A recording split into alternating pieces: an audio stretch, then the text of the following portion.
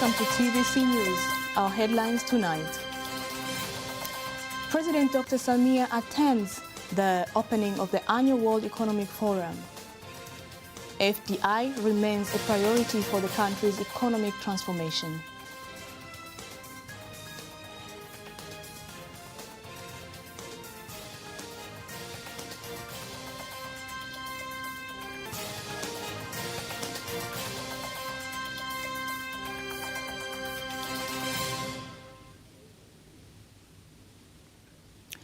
Good evening, I'm Rose Shayo. You can also follow us via our YouTube channel TBConline and get all the latest news through our Instagram, Facebook and Twitter pages at TBConline. President Dr. Samia Suluhu Hassan joined other world leaders in attending the opening of the annual meeting of the World Economic Forum in the city of Davos, Switzerland. The meeting brings together more than 2,700 leaders and will highlight important issues including energy and food crisis, inflation, low economic growth, and encourage efforts to increase cooperation between public and private sectors in facing world challenges. Nasa Kingo has more details. This annual meeting started yesterday with the theme Cooperation in a Developed World and is expected to last for about 5 days. The meeting is held again in its usual location in the city of Davos, Switzerland. This is after several years following effects of the coronavirus. About 2,700 government leaders, businessmen and civil organizations meet here, focusing more on finding solutions and encouraging the cooperation of the public and the private sector in facing the challenges facing the world at the moment. Among the issues to be discussed here are energy, climate, natural environment, economy, technology, society, health, and regional political cooperation. Speaking before the opening, Klaus Schwab, the founder and the executive chairman of the platform, warned that without joint and concerted efforts, the world will continue to be divided. He calls for strengthening cooperation between the government and the private sector. Some of the leaders who will address the meeting include the president of the European Commission, who hopes to touch on the dangers of the conflict between Russia and Ukraine, as well as inflation and weak economic growth in Europe. It will be remembered that in its annual report on the state of the world economy, the World Economic Forum reports that the rising cost of living, energy and food crisis are the main challenges at this time. Here at home, we have spoken by phone with Walter Nguma, who is an economic analyst, and first he explains the benefits of this meeting to the African continent, including Tanzania.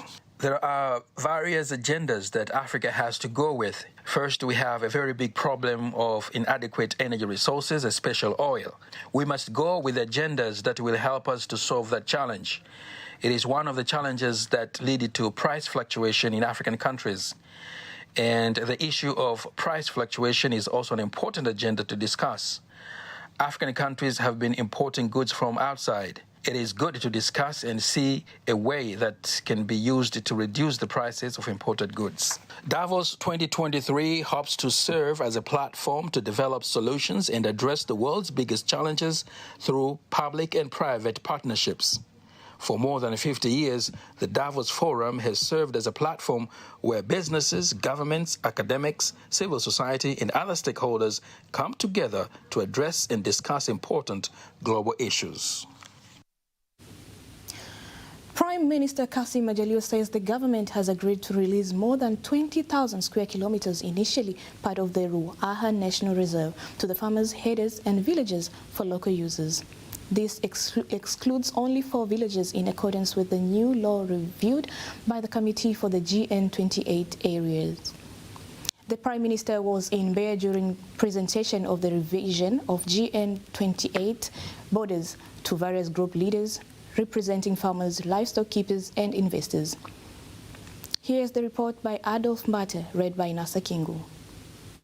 It is the presentation of the revision of the boundaries of the Usangu Valley, which was revised after the survey of GN28 carried out by the experts assigned to the task.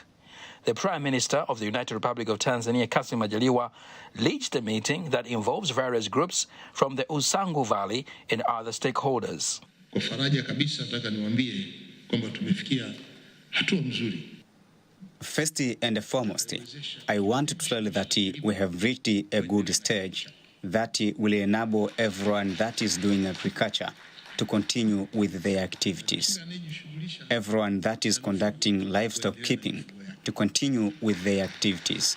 How does he continue? We have given them the right procedure.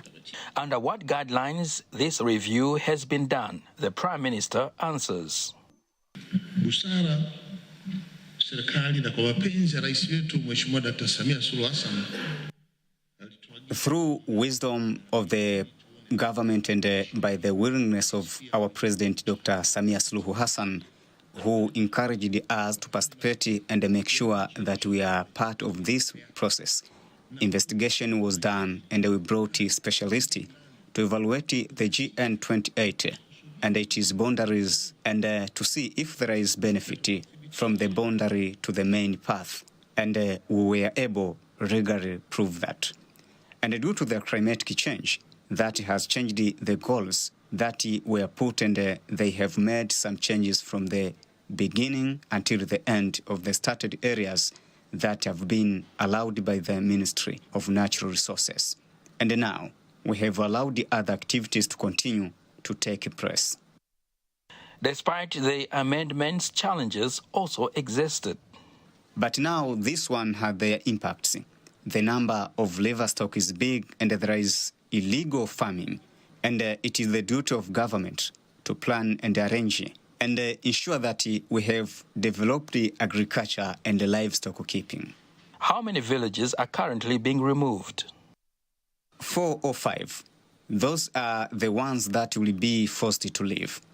There are some villages that are still in sensitive areas, and by doing so, and having conversation with the citizens, it is clear that people who live in those areas are aware of that, and it reached a point where they asked the government to let them continue to stay there and take care of the farms and harvest them and then get a chance to move somewhere else. The position of sectoral ministers is given. Baadhi ya watumiaji maji wamejenga mabanio haramu. Some of the people who use water have built illegal barriers. Others have also put water outlets with no proper procedure. Our decision as a government is that all of those who are farming instead of doing livestock, we will take back the areas that we have given to you. Carbon business begins to pay off tree farmers in Kagera region as 425 farmers were paid more than 700 million shillings. This is the result of concerted efforts by various environmental stakeholders to cope with climate change. Here's a report by Charles Mwebea and read by Teddy Mparanyanga. The experimental project of carbon harvesting has begun to pay off to some farmers who are motivated to plant various types of trees in various areas of Karagwe district. The farmers say that the project has been of great success because apart from being paid money for planting the trees, they also benefit from the crops and the fruits they harvest. I am happy that I have received the money for this project. It helps my fields to grow well. I also get fruits from these trees I plant.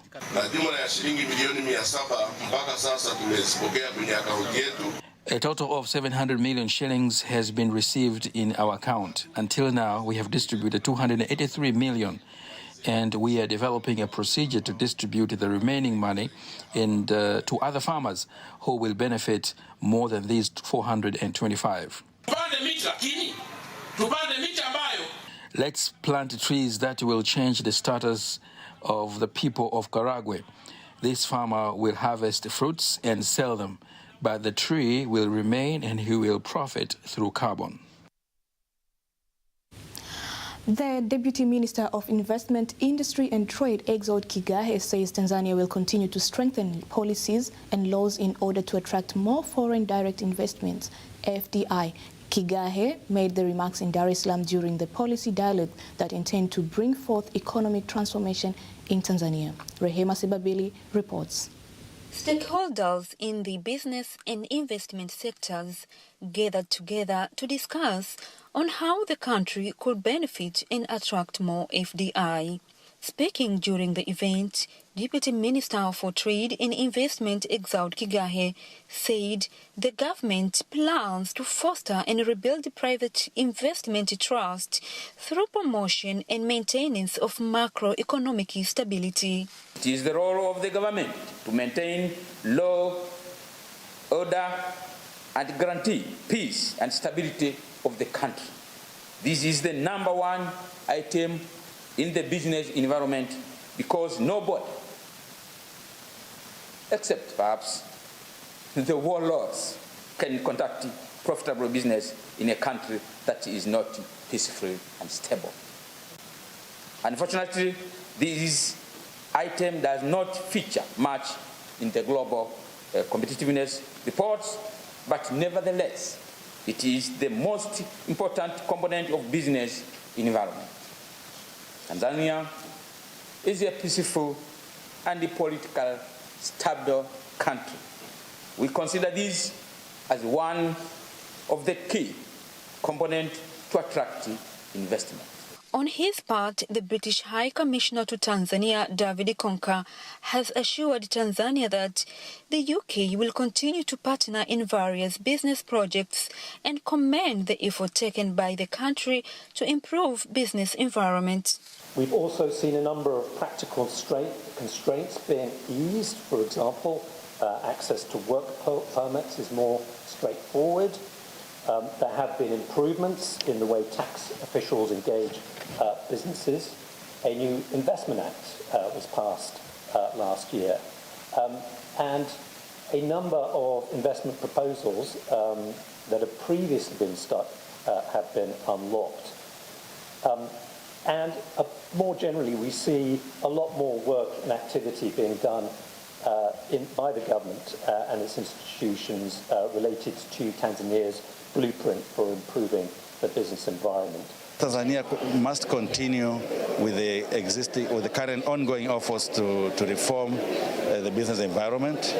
Must continue to ensure that there is a sufficient coordination between sector policies so that these policies are consistent and they speak toward each other towards achieving a rapid growth, towards ensuring inclusiveness, and towards ensuring that the cost of doing business is rationalized so that it can attract more and more investments, particularly foreign direct investment, which can support our move to improve our technologies, to supply us with capital from the international capital markets, but also to enhance industrial activities that can support employment of creation of employment for our young people.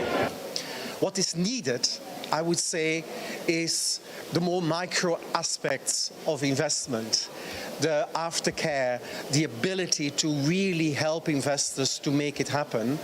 I think one of the things is that Tanzania can make progress on, and I'm sure it can, and it's willing to do so, is to treat investors less as contractual partners, but as real partners to take the country forward in terms of investment and in terms of growth and job creation in the country.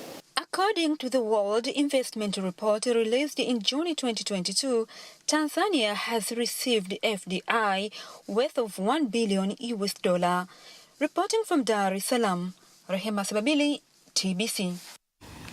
Ministry of Agriculture says thorough research in markets before farming will boost commercial agriculture to farmers. This follows many farmers, especially small-scale farmers, failing to benefit from their hard work due to lack of the best techniques to access internal and external markets. Here is the report by Remy Esinti and read by Anna Mwasioke. They are accustomed to farming for several decades. Despite the large investments made by the government in supplying fertilizers and pesticides, the small-scale farmers find themselves in loss after failing to find markets for their crops.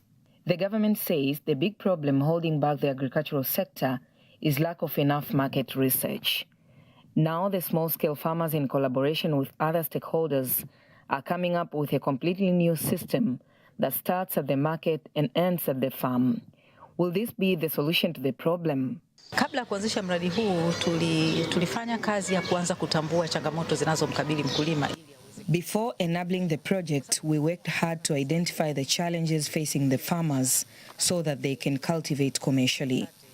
The approach of the Ministry of Agriculture is to make agriculture a business as our agenda, which says that agriculture should grow to 10% by the year 2030. In order for us to get there, we must look at the small farmers' challenges, and in order for him to do business, he needs to find a reliable market. After conducting research, we found that farmers lack a reliable market. Inasaidia mkulima kuweza kupanga uzalishaji wake. It helps the farmer to plan his production and to do farming like other businesses, that you find someone is organized with the expectation of certain results.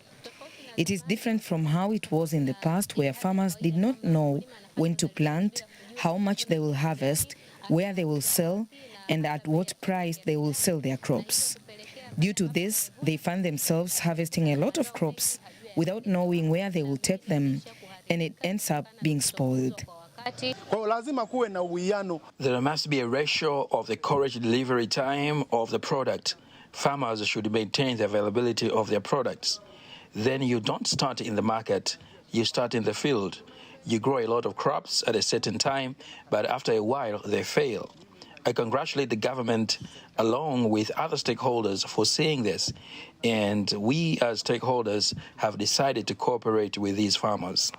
Anna Mwasioke, TBC News. British Ambassador to Tanzania David Konkar urges journalists to write stories that highlight the country's economic development and other important aspects such as climate change and its impact. He made the remarks in Dar es Salaam while launching the BBC Komla Duma Awards for the year 2023, which went hand in hand with the dialogue on the impacts of climate change to Mount Kilimanjaro, as well as rewarding the 2022 Komla Duma Award winner from Zambia. It'd just be brilliant if a Tanzanian journalist, and there are many brilliant Tanzanian journalists, could win this award this year.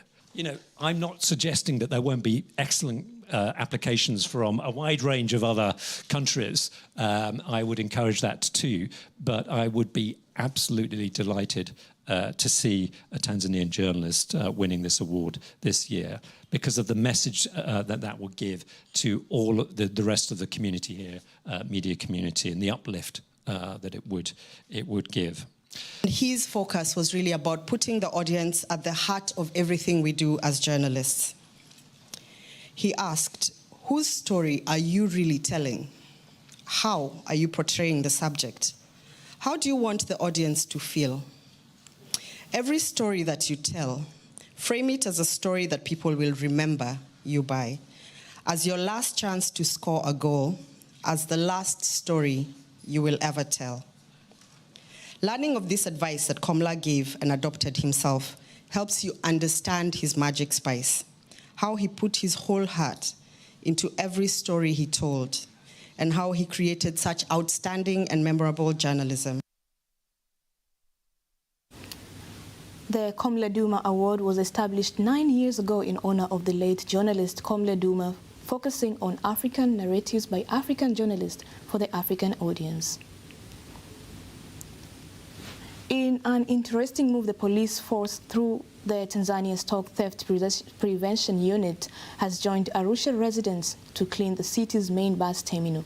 The Assistant Commissioner of Police, ACP Simon Pasua, who led the exercise, says that they have decided to clean up the area to show the importance of keeping the city clean. He adds that apart from protecting properties, the police force is ready to support the government in environmental conservation. We have aimed at doing the cleaning at the main bus stand because it is a place where many citizens gather around, and it is a place that needs to be clean due to the presence of big gatherings in that area. And it is also a place where people pass by when they are traveling. So that is why we have aimed to do, and here and the other reason is that also to protect the health of our passengers of Arusha. We are continuing to assure our society that we are protecting the health and personal items without judging their gender or age. Polisi ni sehemu ya jamii. Sisi tunaishi kwenye jamii. The police are the part of the society. We live in the society and they live in the society too. So coordinating events like this, the cleaning of the area, shows how they're actively participating in the matters that are important to the society. It is also that the police will be able to control and reduce crimes in this area, since the police will be able to see that there is good relationship between the police and the society. Nimefarijika sana baada ya kuona jeshi letu la polisi. I am so pleased after seeing the police cooperating to protect our health and our properties. I have never seen police set up with a broom. I always see them with guns. But today, they are using brooms to clean the area. It is a very good thing. Tunaomba tu mashirika yote ambayo yanahusika na ulinzi na nini. We ask all authorities that are dealing with security and safety of our country to be close to the members of the society. This will help to feel comfortable and safe with them. On his side, State Manager Mr. Humphrey Mwaridia says the police force is part of the community and the exercise has helped to bring them closer to the residents, making it easier for the two sides to cooperate in fighting crimes.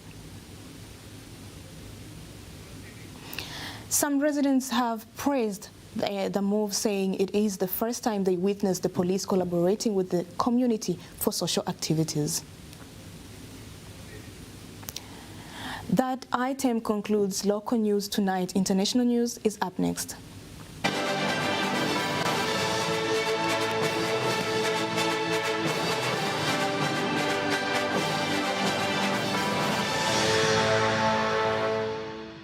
Learning in primary and secondary schools resumed on Tuesday in Malawi's two major cities following a cholera outbreak that killed hundreds of people.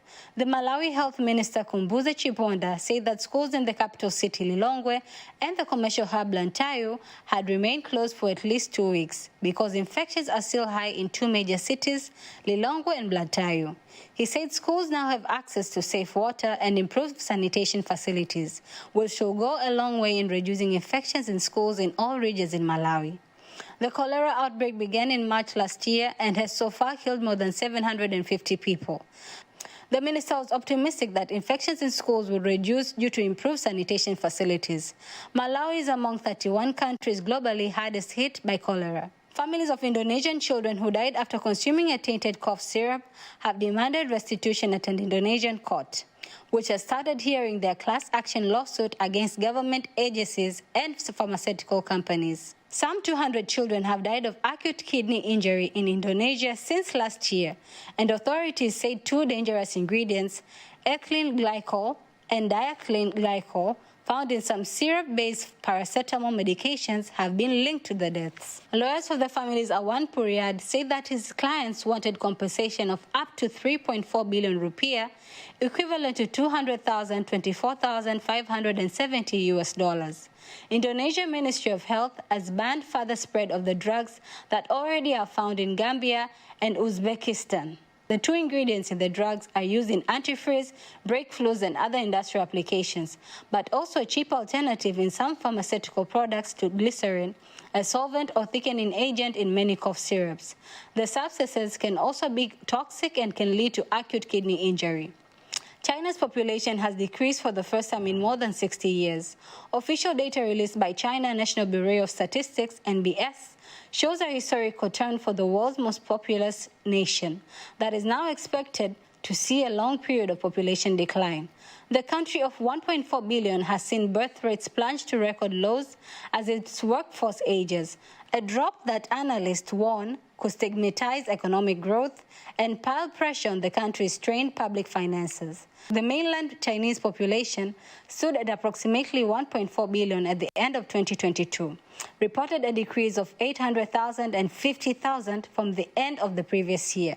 The number of births was 9.56 million, the NBS said, while the number of deaths stood at 10.41 million. Men will also continue to outnumber women in China by 722.06 million to 689.69 million. China has long been the world's most populous nation, but is expected to soon be overtaken by India. That was international news. Sports news is up next.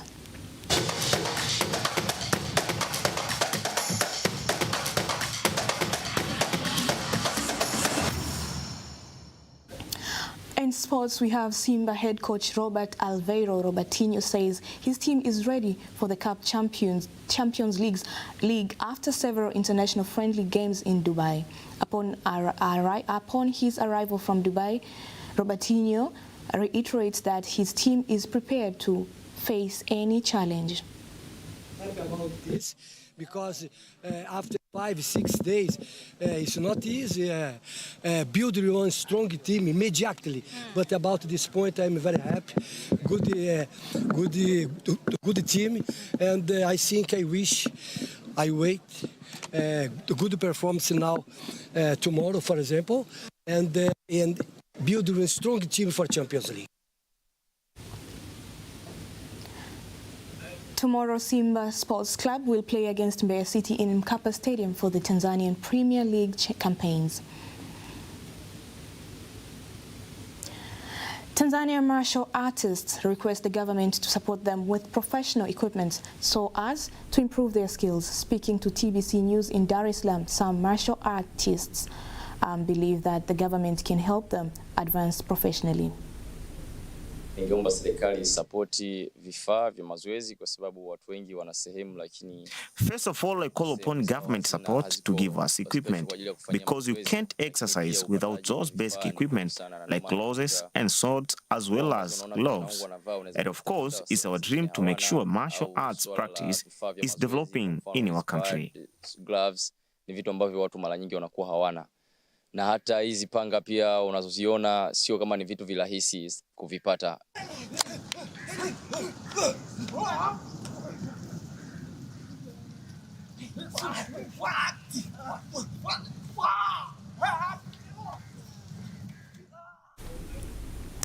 And that marks the end of our news bulletin for tonight. Thank you so much for watching. Once again, I'm Rose Shayo. Have a lovely night.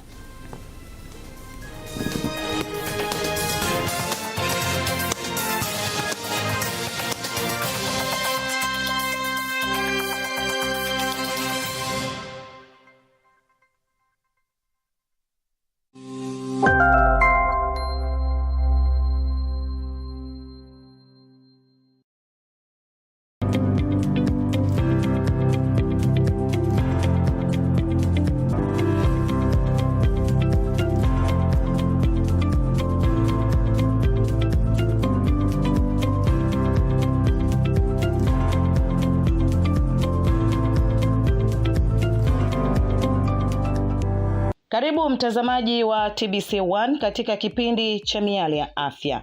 Kipindi kinachokupa fursa ya kufahamu masuala mbalimbali kuhusiana na afya ya jamii. Mwenyeji wako unaitwa Agnes Mbapo, na kusihi